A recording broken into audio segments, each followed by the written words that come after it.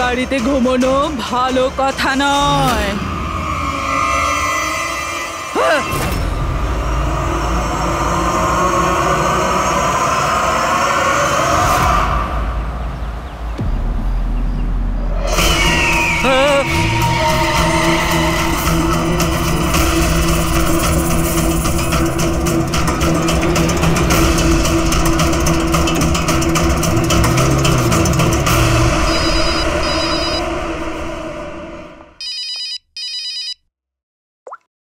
হ্যাঁ বিনীত।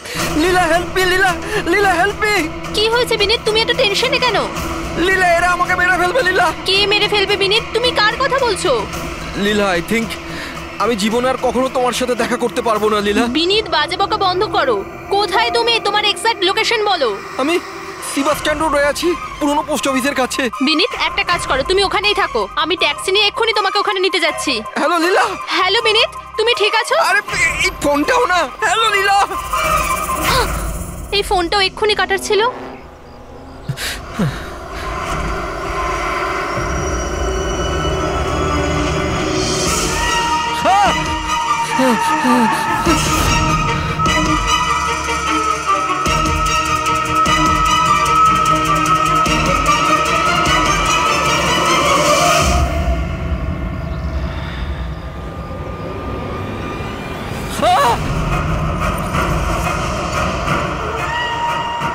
হে ভগবান, please help me. আমাকে আমার বাড়িতে ঠিক মতো পৌঁছে দাও প্লিজ।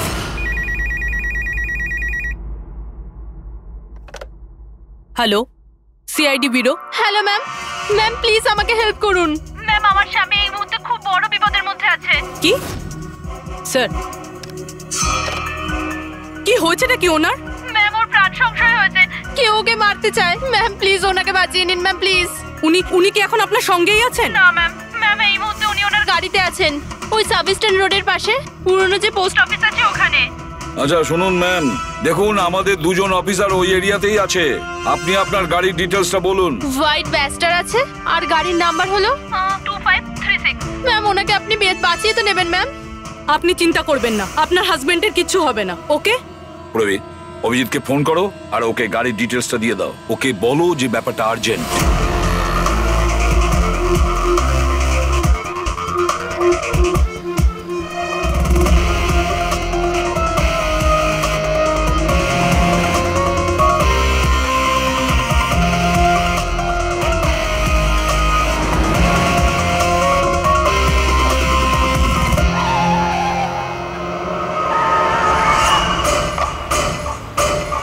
হ্যাঁ, এই নাম্বারটাই। ও গাড়ি এইভাবে কেন চালাচ্ছে? এ তো অ্যাক্সিডেন্ট করে দেবে।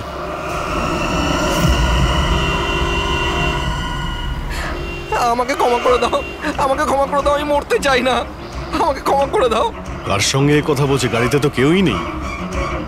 আরে বিনীত, কার সঙ্গে কথা বলছো? গাড়িতে তো কেউ নেই। হয়ে গেছে তোমরা দেখতে পাচ্ছ না এতগুলো লোক আমাকে ডাকছে? করছে কি? আমাকে ক্ষমা করে দাও, আমি মরতে চাই না। মনে হচ্ছে। বিনীত, বিনীত, বিনীত, তোমার অ্যাক্সিডেন্ট হয়ে যাবে, গাড়িটা থামাও বলছি।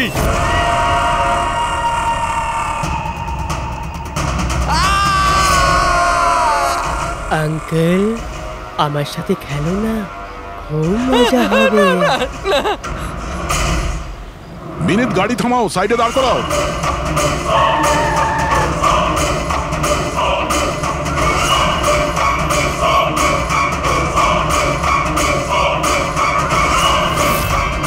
দাঁড়িয়ে যাও বিনীত, বিনীত।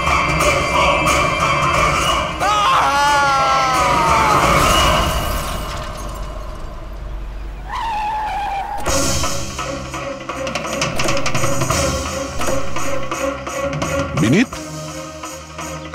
ও নো, এ তো মারা গেছে। স্মেল আসছে।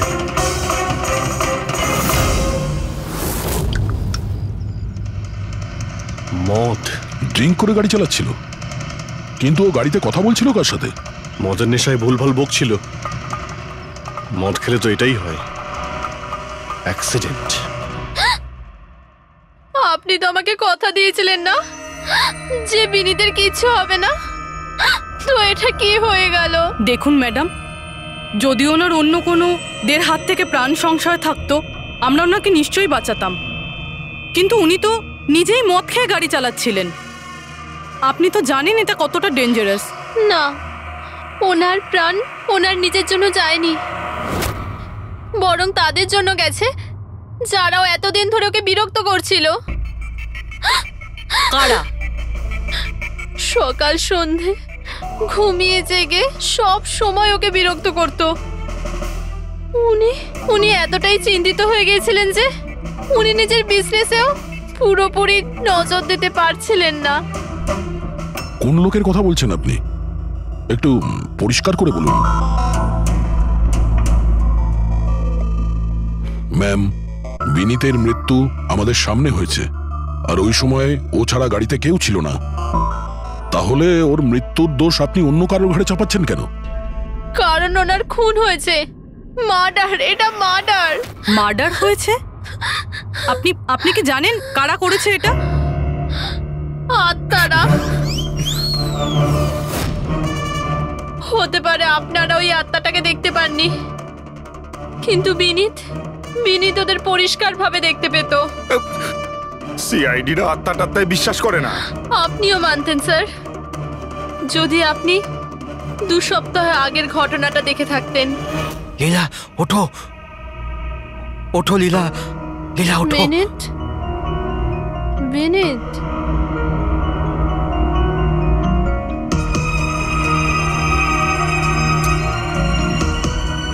বিনীত,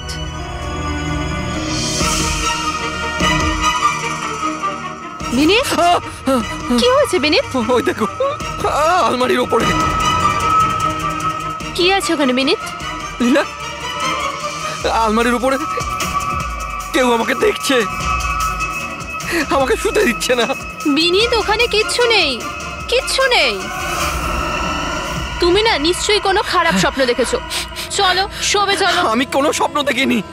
ওই দেখো এখনো দেখছি আমাকে। তুমি কেন দেখতে পাচ্ছ না? বিনীত, ওখানে কিচ্ছু নেই। তোমার শরীর ঠিক নেই বিনীত, চলো তুমি এসে শুয়ে পড়ো। চলো, কিচ্ছু নেই বিনীত। তুমি না খারাপ স্বপ্ন দেখেছো, তার জন্য এরকম হচ্ছে। সরি, আমাকে ক্ষমা করে দাও প্লিজ। 1 মিনিট। আর এই বিনীত কি কারণে ক্ষমা চাইছিল? এটা তো আমিও জানি না স্যার। বিনীত কাজ কি করতো? স্যার, ওনার কোম্পানি হসপিটালে মেডিকেল ইকুইপমেন্ট সাপ্লাই করতো। আপনি শিওর যে ওই বিনীতকে খুন আত্মাই করেছে? স্যার, আমার আগে তো এটা মনে হয়নি, কারণ না তো আমি কোনোদিন কোনো আত্মা দেখেছি, আর না কোনোদিন কোনো আওয়াজ শুনেছি। কিন্তু পরে আমার বিনীতের কথাই বিশ্বাস হতে লাগলো যে ও সত্যি কথা বলছে।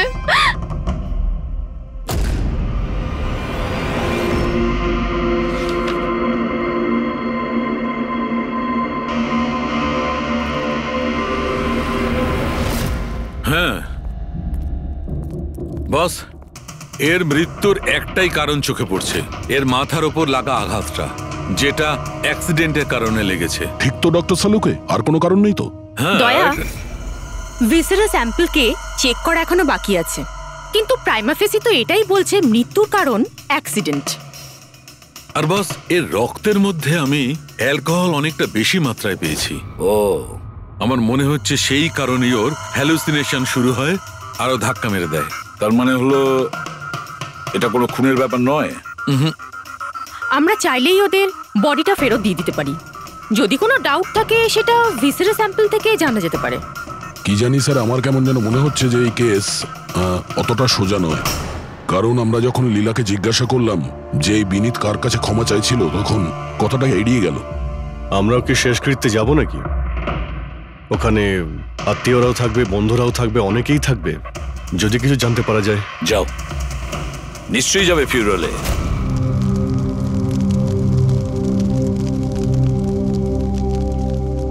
ঠিকই হয়েছে, মরে গেছে। খারাপ লোকেদের সাথে এটাই হওয়া উচিত। তুমি একদম ঠিক বলেছো, এই ধরনের লোকের এরকমই মৃত্যু হওয়া উচিত। ব্যাস, আর ওই দিনটার অপেক্ষা করছি যেদিন ওই দুজনেরও চিতা জ্বলতে দেখব। ওই দিন আমি তোমাদের দুজনকে অনেক বড় পার্টি দেব। কি সমস্যা কি তোমার? হ্যাঁ, এখানে একটা শোক পালন করার জায়গায় উৎসব পালনের কথা বলছো তোমরা? কেন করব না উৎসব? আরে আসল উৎসব তো সেদিন হবে যেদিন এই দুজনেরও চিতা জ্বলবে। ওরা দুজনে চিতায় উঠুক কি না উঠুক, তুমি সিআইডি রাতে ঠিকই আসবে। স্যার, আপনারা যদি সিআইডির লোক হন তাহলে অপরাধীদের সাহায্য করার বদলে আমাদেরকে ন্যায় বিচার দেওয়া উচিত। এক মিনিট, কি বলতে চাও পরিষ্কার করে বলো। স্যার, আমার নাম পুনিত, আর আমার বাবা পার্পল হসপিটালে ভর্তি ছিল। ভেন্টিলেটরে ছিলেন। ডাক্তারবাবু, নার্স, ডাক্তারবাবু কোথায়? আমার বাবা মারা যাবে এক্ষুনি। প্লিজ ডাক্তারবাবুকে বলুন। কি হয়েছে? কেন চিৎকার করছেন? চিৎকার করবো না তো কি করবো? আমার বাবা ওখানে মারা যাচ্ছে আর আপনাদের স্টাফ এখানে বসে মাছি মারছে। আপনি আগে শান্ত হন প্লিজ। আপনি পেশেন্টের কাছে যান, আমি দেখছি। তাড়াতাড়ি করুন প্লিজ। হ্যাঁ ম্যাম, একটা ঘটনা ঘটে গেছে। সমস্ত ভেন্টিলেটর এক এক করে বন্ধ হচ্ছে। কি? হ্যাঁ ম্যাডাম, আমাদের দুজন ডাক্তার ম্যানুয়ালি অক্সিজেন দেওয়ার চেষ্টা করছে। ম্যাডাম, সবার সাথে এরকম হওয়াটা ঠিক নয়। যদি ভেন্টিলেটর ঠিক না হয় তাহলে পেশেন্টরা মরে যাবে। আরে আস্তে বলো। আরে এটা হসপিটালের রেপুটেশনের ব্যাপার। এটা যদি পেশেন্টের বাড়ির লোকেরা জানতে পারে না তাহলে একটা ঝামেলা হয়ে যাবে। ডক্টর, আপনারা প্লিজ 2 মিনিট সময় দিন, আমরা সলিউশন বার করছি। ম্যাম, এক এক করে সব ভেন্টিলেটর বন্ধ হয়ে যাচ্ছে। তুমি যাও বাকি ওয়ার্ডসগুলো চেক করো। যাও। Okay ma'am. আরে ওই আমাদের সাপ্লায়ার বিনীতকে ফোন করো না, ওই সব কিছু ব্যবস্থা করে দেবে। প্লিজ টেনশন নেওয়ার কোনো ব্যাপার নেই। ডক্টর মেহেক, হচ্ছে কি এসব? স্যার, ভেন্টিলেটর সব বন্ধ হয়ে গেছে স্যার। আপনারা প্লিজ শান্ত হন, আমি কথা বলছি। স্যার, এক এক করে সমস্ত ভেন্টিলেটর বন্ধ হয়ে যাচ্ছে স্যার। কি? এটা কিভাবে হতে পারে? তো কোনো হসপিটালে ফোন করো না, ওখান থেকে আনাও। আরে রাজা, ফোন লাগাও। আর মেহেক, একটা কাজ করো, এখানে যে টেকনিশিয়ান আছে ওকে ডাকো। রাজা, কি হলো তোমার? তুমি কি শুনতে পাচ্ছ না স্যার কি বললেন? আপনারা কি ডিসকাস করে টাইম ওয়েস্ট করছেন? আমার বাবা মারা যাবে ওখানে। আপনি প্লিজ একটু শান্ত হন, আমরা এক্ষুনি যাচ্ছি। Please ma'am, sir. Ma'am, very bad news. 2টো পেশেন্টের জীবন চলে গেছে। 5টা পেশেন্ট খুব ক্রিটিক্যাল অবস্থায় আছে। স্যার, আজ আমাদের পরিবারের লোক আমাদের সাথে নেই। এর জন্য দায়ী শুধুমাত্র এই 3 জন লোক, বিনীত, মেহেক আর রাজা। আচ্ছা, এই বিনীত তো ইকুইপমেন্ট সাপ্লাই করতো, তাই না? হ্যাঁ স্যার। আর বাকি দুজন? স্যার, যেদিন এই ঘটনাটা ঘটেছিল সেদিন মেহেক ডক্টর ইনচার্জ ছিল আর রাজা হসপিটালে অ্যাডমিন সামলাতো। আচ্ছা, এনারা দুজনে কি শুধু হসপিটাল থেকে এসেছেন নাকি ওখান থেকে আরো অনেকে এসেছেন? এসছে স্যার, ওই হেড নার্স পরিণীতা, ওই শেখর যে মেনটেন্যান্সে ছিল, আর উনি ডক্টর কেদার, এই হসপিটালের মালিক। ঠিক আছে, এখন শান্ত হয়ে যাও। আমরা এই মামলার গভীরে যাব। যদি তোমার বাবার সঙ্গে কোনো অন্যায় হয় তো ন্যায় বিচার তুমি নিশ্চয়ই পাবে।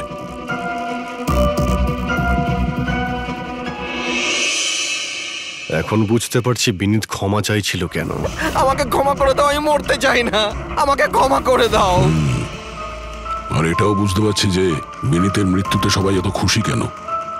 তার মানে বিনীতের মৃত্যুর কারণ যে কেউ হতে পারে। আর বিনীতের পরে খুনির পরের শিকার এদের দুজনের মধ্যে কেউ হতে পারে।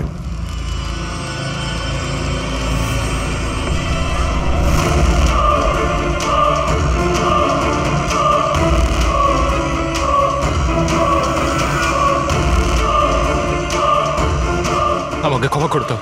তুমি আমাকে কেন মরতে দিলে? আমার পিছু নিও না।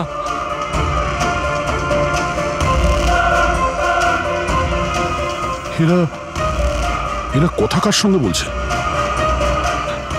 আমার পিছু নিও না। আরে সেই কাল্পনিক লোকগুলোর সঙ্গে যার সঙ্গে বিনীত কথা বলছিল। চাইলে তুমি আমাকে বাঁচাতে পারতে, কেন মরতে দিলে আমাকে?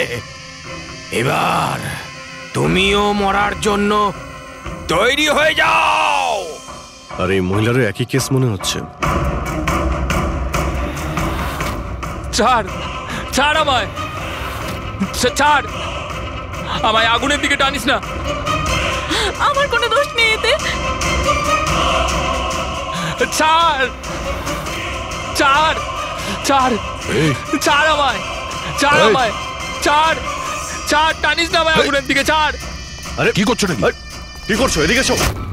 আরে তুমি কি করছিলে? হ্যাঁ, আমি একটু ডিস্টার্ব আছি, এতে আপনারা কি করবেন? আমার ডিস্টারবেন্সের সাথে আমায় নিজেকেই লড়তে হবে। তুমি এদিকে এসো, একটু দূরে দাঁড়াও, ওই দিকটায় যাও। তাহলে অনেক লোক আছে। যারা বিনীতের মৃত্যু সংবাদ শুনে আনন্দিত। হ্যাঁ হ্যাঁ স্যার, আর এখন ওরা মেহেকার রাজার মৃত্যুর খবর শুনতে চাইছে। রাজা আর মাহাকের ব্যবহারটাও খুব একটা নর্মাল লাগছিল না স্যার, অনেকটা ভয়ে ভয়ে ছিল স্যার, বিনীতের মতো। স্যার ভিসেরা স্যাম্পলের রিপোর্ট চলে এসেছে। গুড। কোনো গন্ডগোল আছে? হ্যাঁ, একজন সাধারণ মানুষের রক্ত যতটা লাল হয়, বিনীতের রক্ত তার থেকে অনেক বেশি লাল ছিল। ও, এখন বুঝতে পারছি যে বিনীত কেন আত্মা দেখতে পেত। কেন স্যার? পুরবী, মানুষের রক্ত যখন সাধারণের থেকে অনেক বেশি লাল হয়, তার মানে এইটা দাঁড়ায় যে ওই মানুষটি অনেক বেশি দীর্ঘ সময় ধরে কার্বন কম্পাউন্ডের সংস্পর্শে ছিল, আর এই কার্বন কম্পাউন্ডের কারণেই ওর হ্যালুসিনেশন হতো ভীষণ ভাবে। তার মানে কেউ জেনে শুনে বিনীতকে ওই কার্বন কম্পাউন্ডের সংস্পর্শে এনেছিল, যার ফলে বিনীতের মানসিক অবস্থা খারাপ হয়ে গেল আর ওর মৃত্যুর কারণও হয়ে গেল। স্যার, খুনি এই কার্বন কম্পাউন্ড পেল কোথায়? এই আমাদের আশেপাশেই সব জায়গায় কার্বন কম্পাউন্ড ছড়িয়ে আছে। মডার্ন জীবনে আমরা যতগুলো মেশিনারি ব্যবহার করছি, ওই সবগুলো, প্রায় সবগুলো কার্বন কম্পাউন্ড ছড়ায়। হ্যাঁ, যে কেউ মেশিনের উপর এরকম কারুকার্য করে এটা করতেই পারে।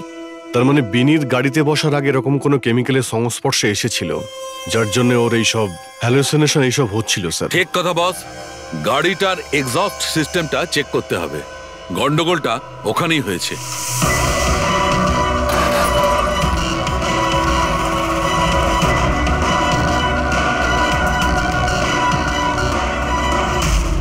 সালুঙ্কে স্যার তো ঠিকই বলছিলেন স্যার, পেট থেকে তো কেমিক্যাল বেরিয়ে আসছে। একটা কথা তো তাহলে ঠিক পঙ্কজ, ওই আত্মা বলে কিচ্ছু ছিল না। স্যার, তার মানে এখন খুনের নিশানায় দুজন রয়েছে, রাজা আর মেহেক।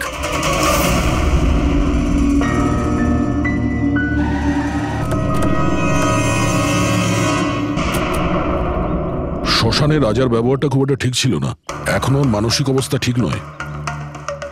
আরে স্যার, দরজা তো খোলা। আচ্ছা, খুনি রাজার কাছে পৌঁছে যায়নি তো?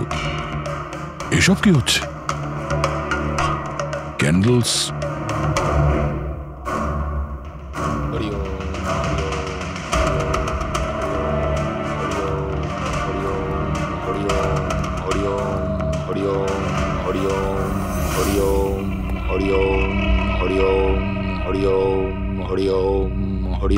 রাজা,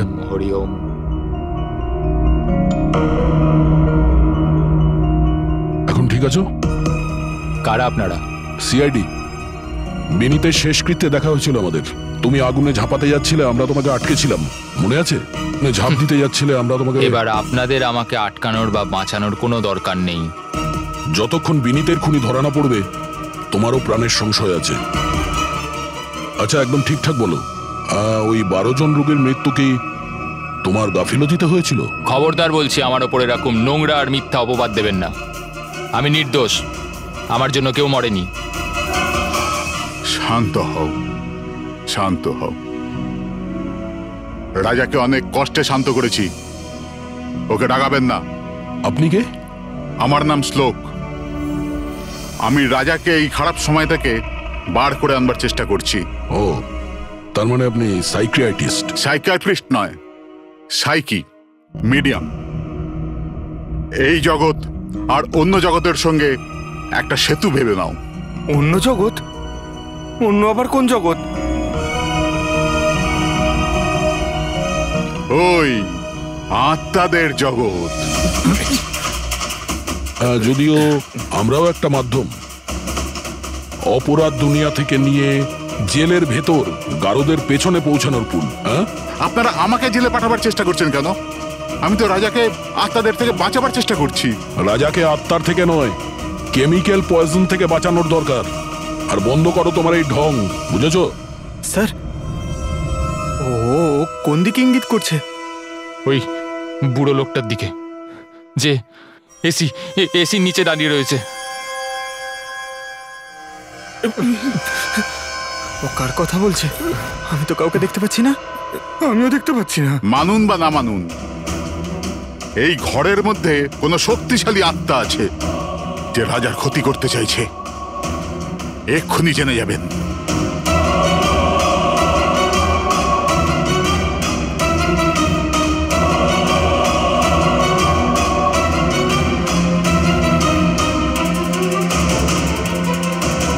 মিটার দিয়ে আত্মা দেখা যাবে?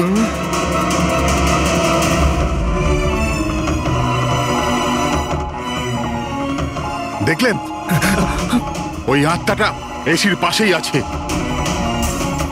আমার ইএমএফ মেশিন মিথ্যে বলবে না।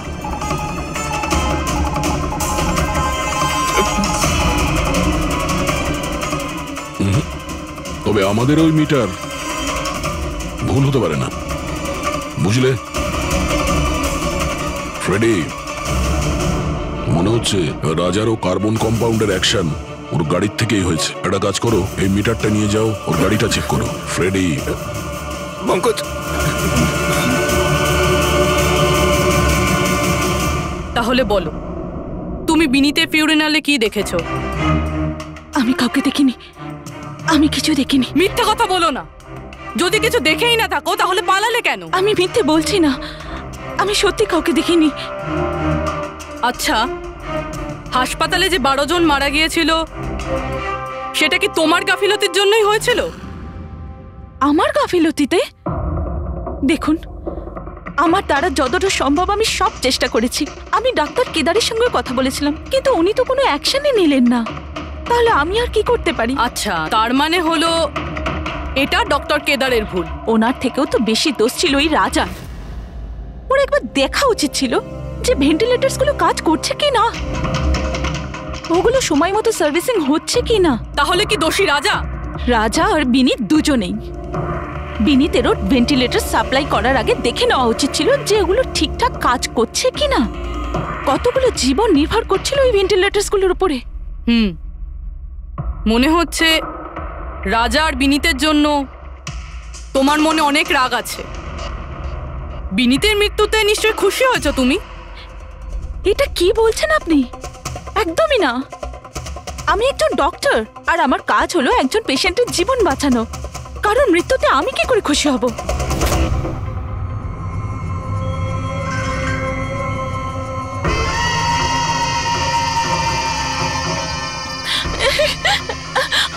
আবার এসে গেছে, আবার এসে গেছে। কিন্তু কিন্তু এখানে তো কেউই নেই।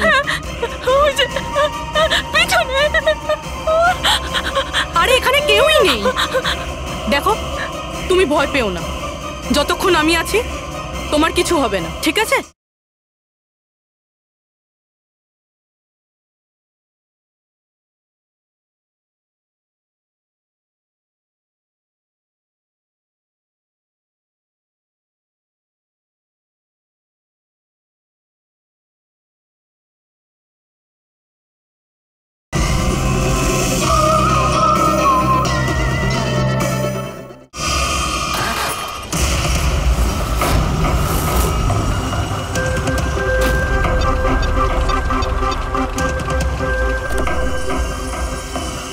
গাড়ির এসিতে তো কার্বন কম্পাউন্ড নেই। বাড়ির ভেতরে গিয়ে দেখা যাক, চল।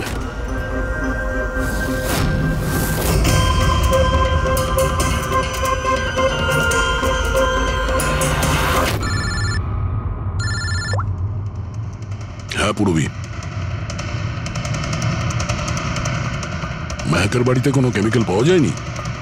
ঠিক আছে, যতক্ষণ ওই খুনি ধরা না পড়ে ততক্ষণ তুমি ওর সঙ্গেই থাকো, ঠিক আছে? স্যার, হ্যাঁ, কার্বন কম্পাউন্ড এখানে কোথাও নেই। কোথাও কোনো কেমিক্যাল পাওয়া যাবে না। বিজ্ঞানের জগৎ আর কেমিক্যালের জগতের বাইরেও আর একটা জগৎ আছে। মানুন অথবা না মানুন। চুপ, মুখ বন্ধ। যতক্ষণ বলতে না বলবো মুখ খুলবে না। রাজাবাবু, আপনার ভয়ের কোনো কারণ নেই। আমরা আছি এখানে। যতক্ষণ না ওই খুনি ধরা পড়বে সিআইডি আপনার সঙ্গেই আছে। আমার সিআইডির দরকার নেই। ইনি রয়েছেন না আমার সুরক্ষা করার জন্য। আরে এটা কিভাবে সম্ভব?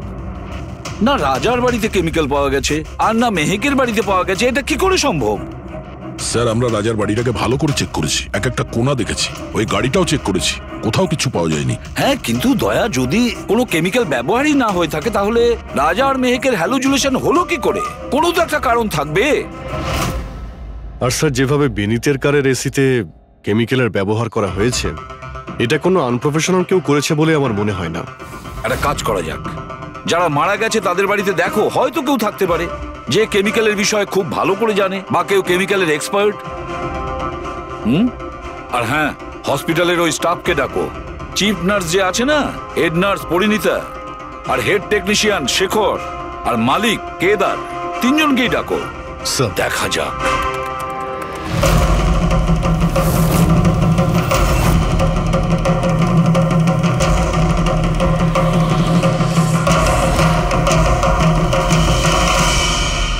তোমার নাম শেখর, তাই তো? Yes sir. হসপিটালের হেড মেকানিক, মেইন টেকনিশিয়ান। তার মানে হসপিটালে যদি কোনো মেশিনে প্রবলেম হলে সবার প্রথমে তোমার কাছে খবর আসে। হ্যাঁ স্যার, ঠিক। তাহলে হসপিটালের ভেন্টিলেটর খারাপ ছিল সেটা তুমি জানতে না? স্যার, প্রথম থেকেই জানতাম। তাহলে কেন কিছু করনি? কাউকে কিছু বলনি কেন? হ্যাঁ স্যার, এতে আমার কোনো দোষ নেই। তাহলে কার ভুল ছিল? স্যার, আমি প্রথমেই মেহেককে ভেন্টিলেটরের ব্যাপারে বলেছিলাম যে ভেন্টিলেটরসে প্রবলেম আছে আর যে কোনো সময় খারাপ হতে পারে। এটা তুমি ভেন্টিলেটর বন্ধ হওয়ার আগেই জানিয়েছিলে? ইয়েস স্যার, 1 সপ্তাহ আগে। ম্যাম, আমি আপনাকে একটা নোটিশ পাঠিয়েছিলাম, ওয়ার্ডের ভেন্টিলেটরগুলো ঠিকমতো কাজ করছে না। ও, আমি তোমার চিঠিটা পড়েছি শেখর, তুমি টেনশন নিও না, আমি কিছু একটা করছি। কিন্তু ম্যাম, ব্যাপারটা খুব আর্জেন্ট। হ্যাঁ হ্যাঁ, আমি জানি। ডক্টর মেহেক। ইয়েস ম্যাম, আপনাকে অ্যাকাউন্টস ডিপার্টমেন্টে এক্ষুনি রেখেছে। ও হ্যাঁ, আসছি। ডোন্ট ওয়ারি শেখর, আমি নিশ্চয়ই কিছু ব্যবস্থা নেব, পাক্কা। কিন্তু স্যার, উনি আমার কথাটা সিরিয়াসলি নিলেন না। হ্যাঁ, মেহেক ভেন্টিলেটরস খারাপ হওয়ার সময় পেশেন্টদের বাঁচানোর খুব চেষ্টা করেছিল, কিন্তু রাজা স্যার এত ঘাবড়ে গেলেন যে কিছু করতেই পারলেন না। শেখর বাবু, তুমি কতটা সত্যি বলছো আর কতটা মিথ্যে সেটা তো আমরা জেনেই নেব। স্যার, মেহেকের কোনো ভুল ছিল না। ও ভেন্টিলেটর খারাপ হওয়ার কথা আমাকে প্রথমেই বলে দিয়েছিল। তারপর আপনি কি করলেন? স্যার, আমি হসপিটালের অ্যাডমিন হেডকে বলে দিয়েছিলাম, রাজাকে, কারণ হসপিটালের যতগুলো মেশিন আছে সেগুলো দেখাশোনার দায়িত্ব অ্যাডমিন হেডেরই। তাহলে এই সমস্ত কিছু আপনি রাজাকে বললেন আর আপনার দায়িত্ব শেষ হয়ে গেল। আপনি তো এই হসপিটালের মালিক, তাই না? তাহলে এভাবে দায়িত্ব শেষ হয়ে যায় কি করে আপনার? স্যার, আমি আমার দায়িত্ব পালন করেছি, সেই জন্য তো আমি নিজে গিয়েছিলাম রাজার কেবিনে। রাজা। হ্যাঁ স্যার। এসব কি করছো? আরে এগুলো দরকারি নয়। এতগুলো রোগীর শ্বাস প্রশ্বাস ভেন্টিলেটরের সাহায্যেই চলছে, আর তুমি এখানে বসে আছো। আরে কিছু করো। হ্যাঁ স্যার, আমি এক্ষুনি সাপ্লাইয়ের সাথে কথা বলে ভেন্টিলেটর চেঞ্জ করে দিচ্ছি। প্লিজ প্লিজ তাড়াতাড়ি করো। স্যার, আমি বুঝতে পারছি না যে ও ভেন্টিলেটর কেন পাল্টালো না। আমি অবাক হচ্ছি স্যার যে কেউ কেদারবাবুর দিকে আঙুল তুলছেন না। সবাই রাজা, বিনীত আর মেহেকের পিছনে পড়ে আছে। সেটাই তো, হসপিটালের মালিক না কেদার বাবু? তাহলে এই সমস্ত কিছুর দায়ভারও কেদার বাবু আপনার। কিন্তু স্যার, এবার আমি নিজে গিয়ে তো ঠিক করতে পারি না ভেন্টিলেটর। স্যার, আমার কাজ হলো কনসার্ন ডিপার্টমেন্টকে ইনফর্ম করা, আর আমি সেটা করে দিয়েছিলাম। বরং আমি বিনীতের সঙ্গে নিজে কথা বলেছিলাম। আমি ওকে বলে দিয়েছিলাম যে যদি এগুলো রিপেয়ার করা যায় তো রিপেয়ার করুক, নাহলে চেঞ্জ করে দিক। কিন্তু ও কোনো অ্যাকশনই নিল না। এ কোনো অ্যাকশন নেয়নি, সে কোনো অ্যাকশন নেয়নি। আপনি কি অ্যাকশন নিয়েছিলেন? আর দোষ দিচ্ছেন বিনীতকে, যে কিনা মারা গেছে, বা রাজার, যে উত্তর দেওয়ার পরিস্থিতিতে নেই। স্যার, যেটা সত্যি ছিল ওটা আমি আপনাদের বলে দিলাম। সেটা এবার মানবেন কি মানবেন না স্যার, আপনাদের ব্যাপার। পরিণীতা স্যার। হসপিটালের হেড নার্স, তাহলে তুমি হসপিটালের ব্যাপারে নিশ্চয়ই সবকিছু জানো। হ্যাঁ স্যার। তাহলে এবার সত্যি করে বলো, এই যা কিছু হয়েছে কার গাফিলতির কারণে হয়েছে? তাড়াতাড়ি বলো। হ্যাঁ স্যার, বলছি। আমার সাথে বিশ্বাসঘাতকতা করার চেষ্টা করো না রাজা। আর হ্যাঁ, যদি মেশিনে কোনো ফিজিক্যাল ড্যামেজ থাকে তাহলে সেটা ওয়ারেন্টিতে আসে না। যদি তোমার নতুন ভেন্টিলেটর চাই তাহলে তোমাকে পুরো কস্ট পে করতে হবে, বুঝেছো? আমি তোমার থেকে বাজে লোক আজ অব্দি আমার জীবনে দেখিনি। এবার থেকে না তো আমাদের হসপিটাল তোমার থেকে কিছু কিনবে, না তো শহরের আর কোনো হসপিটাল। শোনো, এসব হুমকি অন্য কাউকে দেবে। তুমি জানো না আমি কে, যা করার করে নাও।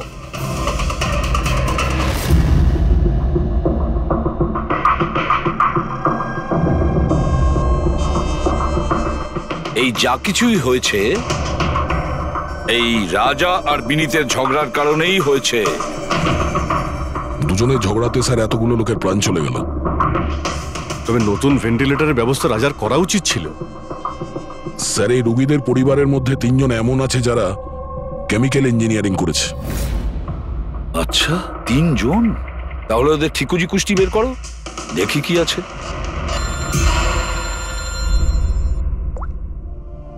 Hello ACP Pradyuman. হোয়াট?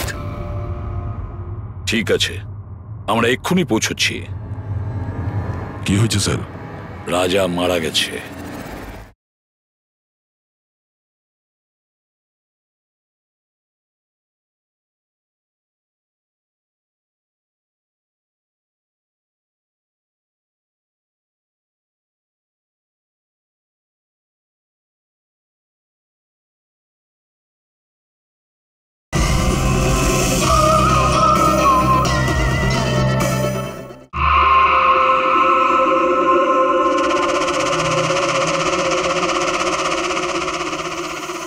দয়া, এর মৃত্যু তো মাথায় চোট লাগার কারণেই হয়েছে। মনে হচ্ছে ছাদ থেকে লাফ দিয়েছে। হতে পারে হ্যালুসিনেশন এত জোরে হয়ে গেছে যে ঘাবড়ে গিয়ে রাজা উপর থেকে ঝাঁপ মেরে দিয়েছে। আর তুমি খেয়াল রাখছিলে না এর? এই খেয়াল রেখেছো তুমি? হ্যাঁ স্যার, রাজা তো একদম শান্ত হয়ে শুয়ে পড়েছিল। আমি কি করে জানবো যে হঠাৎ করে উঠে পড়বে আর আত্মহত্যা করে ফেলবে? যখন এটা হয়েছিল তুমি কোথায় ছিলে? হ্যাঁ স্যার, আমি অন্য ঘরে শুয়েছিলাম। তখনই আমি রাজার জোরে জোরে চিৎকার শুনলাম। আমি এই আত্মাদের সহ্য করতে পারছি না, আমার নিস্তার চাই, মুক্তি চাই। আর যতক্ষণ আমি ওর কাছে পৌঁছবো ততক্ষণ ও ছাদ থেকে পড়ে গেছে। বাহ, কি অদ্ভুত ব্যাপার! রাজাকে একলা রেখে তুমি নাকে তেল দিয়ে ঘুমোচ্ছিলে? হ্যাঁ, আমি তো মনস্থির করেই ছিলাম ঘুমোবো না। কে জানে কিভাবে ঘুমিয়ে পড়লাম। নিশ্চয়ই আমাকে ওই আত্মাগুলোই ঘুম পাড়িয়ে দিয়েছিল। আপনি এটা দেখুন স্যার, মিটারের রিডিং কত বেড়ে গেছে। আমারও কিন্তু একটু ক্লান্তি ভাব লাগছে স্যার। আর দ্বিতীয়বার যদি আমাকে এই মিটার দেখিয়ে দিস না তাহলে মনে রাখিস। দয়া, 1 মিনিট ভাই, একটু মিটারটা দেখি। এই নিন। এই মিটারটা আমি রাখছি। হ্যাঁ, আমি ফেরত দিয়ে দেবো পরে। ঠিক আছে স্যার, কিন্তু দিয়ে দেবেন? হ্যাঁ, দিয়ে দেবো। বরং এখন তুমি বাড়ি গিয়ে একটু আরাম করো। ক্লান্ত হয়ে গেছে, একটু দুর্বল লাগছে। হ্যাঁ হ্যাঁ স্যার। ঠিক মতো ঘুমও হয়নি। যাও আরাম করো। এটা কি ডক্টর সালুকে? ওকে যেতে দিলেন আর এই মিটারটা রেখে দিলেন? দয়া, এই যে মিটারটা না, এটা খুব কাজের জিনিস।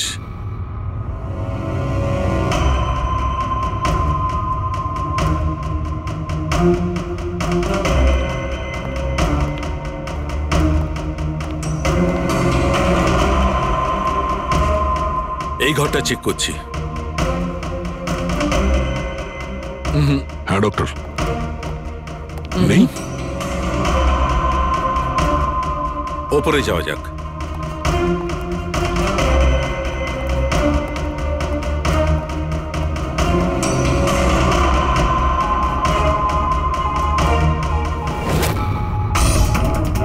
আরে সালুঙ্কে স্যার, সাবধানে! এই নিডলটা তো একেবারে জঙ্গলি ঘোড়ার মতো দৌড়চ্ছে।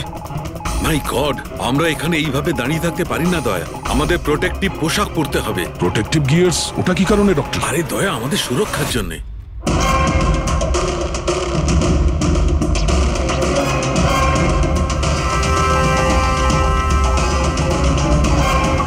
এই দেখো, সবচেয়ে বেশি মিটার রিডিং এখানেই পাওয়া যাচ্ছে, এই এসিটার নিচে। মনে স্যার ওই পঙ্কজ, খবরদার যদি আত্মার নাম নিয়েছো। স্যার, এই মিটারটা কোন দিকে ইঙ্গিত করছে? বলছি, বাইরে চলো।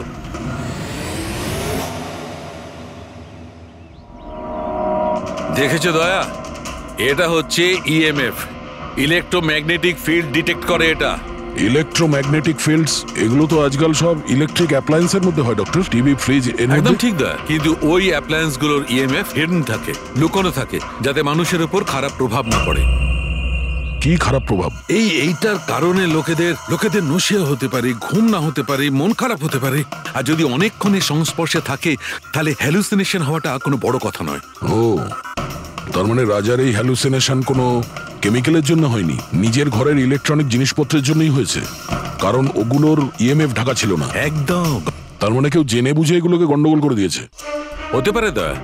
এমনিতেই রাজা মনে মনে খুব কষ্ট পাচ্ছিল, খুব দুঃখ পেয়েছিল রোগীদেরকে বাঁচাতে পারেনি বলে। সেই জন্য হ্যালুসিনেশন ওর কাছে আফসোসের রূপে ধরা দিয়েছিল। হতে পারে এই অনুতাপের জন্য বিনীতেরও মৃত্যু হয়েছে। একদম ঠিক। আর ওই অশোক, ওরও দুর্বলতা সেই জন্যই মনে হচ্ছিল, যেহেতু ও এই ইএমএফ এর সংস্পর্শে অনেকক্ষণ ছিল। এখানে ওই কার্বন কম্পাউন্ড পাওয়া যায়নি। এটা কি করে দা? কারণ এখানে তো ইএমএফ এর ব্যবহার হচ্ছিল, আর সবচেয়ে বেশি রিডিং উঠছিল বেডরুমে এসির কাছে। তার মানে বেডরুমের এসিতে কোনো কারুকাজ করা হয়েছে। তাহলে তো মেহেকের বাড়িতে ওই ইএমএফ হনো। আমার তাড়াতাড়ি পূরবীকে ইনফর্ম করতে হবে।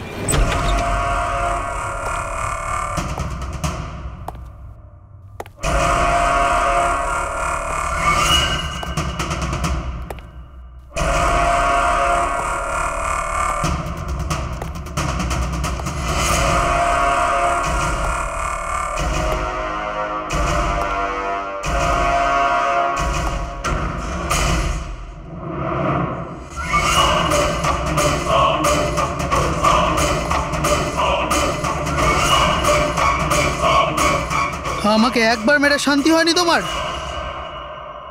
আমাকে আবার মারতে এসেছো?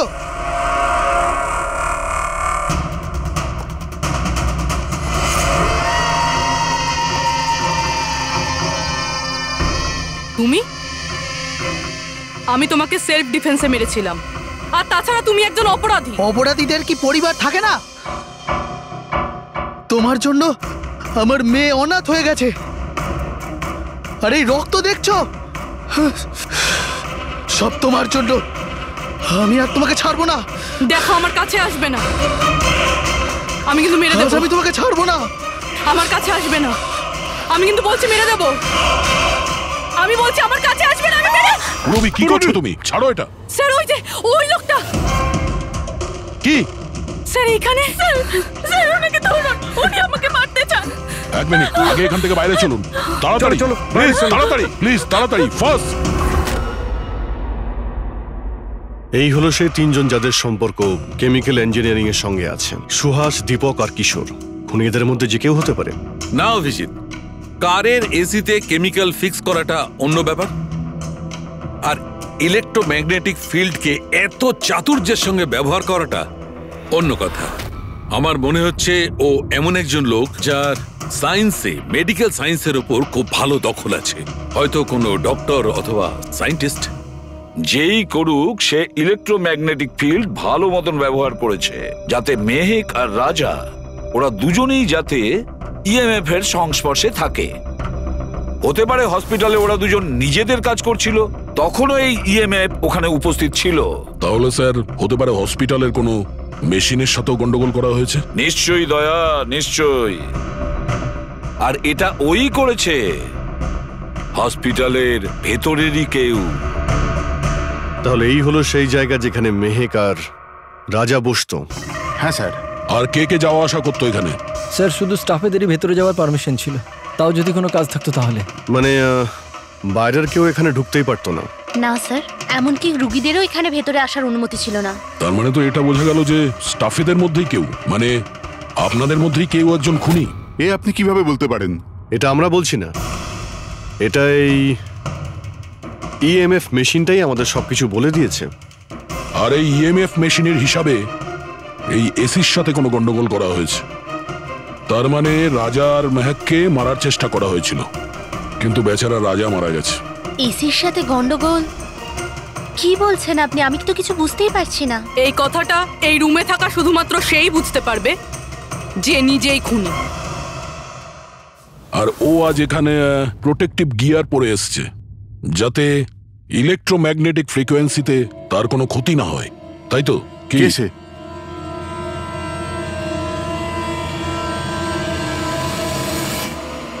এদিকে এসো।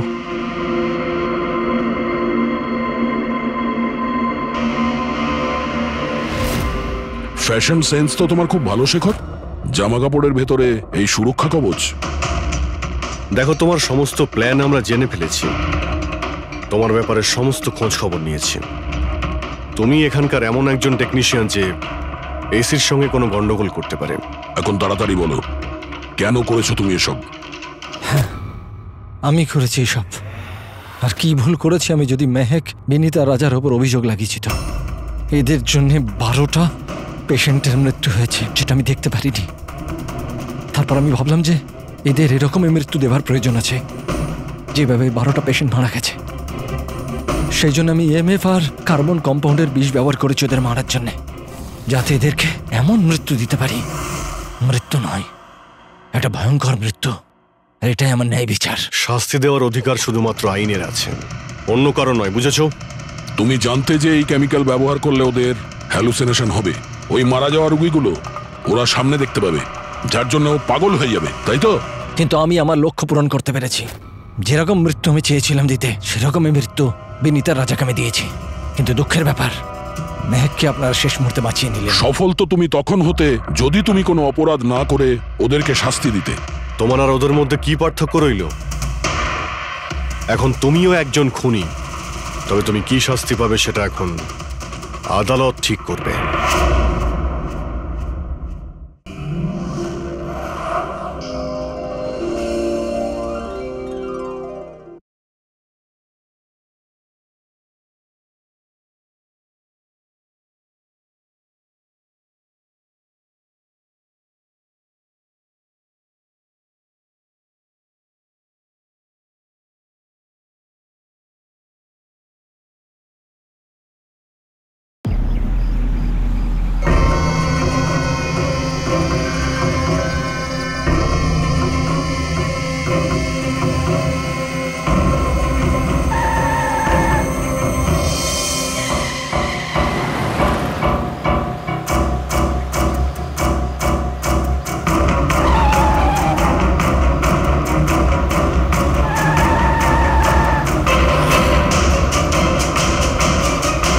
চলন্ত গাড়িতে ঘুমানো ভালো কথা নয়।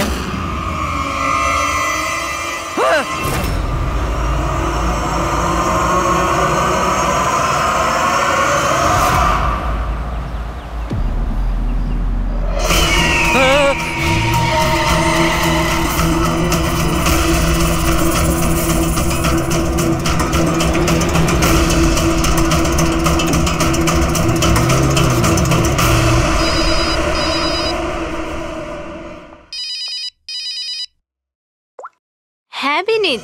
লীলা হেল্প মি, লীলা, লীলা হেল্প মি। কি হয়েছে বিনীত? তুমি এত টেনশনে কেন? লীলা, এরা আমাকে মেরে ফেলবে। লীলা, কে মেরে ফেলবে বিনীত? তুমি কার কথা বলছো? লীলা, আই থিঙ্ক আমি জীবনে আর কখনো তোমার সাথে দেখা করতে পারবো না। লীলা, বিনীত, বাজে বকা বন্ধ করো। কোথায় তুমি? তোমার এক্সাক্ট লোকেশন বলো। আমি সিবাস স্ট্যান্ড রোডে আছি, পুরনো পোস্ট অফিসের কাছে। বিনীত, একটা কাজ করো, তুমি ওখানেই থাকো, আমি ট্যাক্সি নিয়ে এক্ষুনি তোমাকে ওখানে নিতে যাচ্ছি।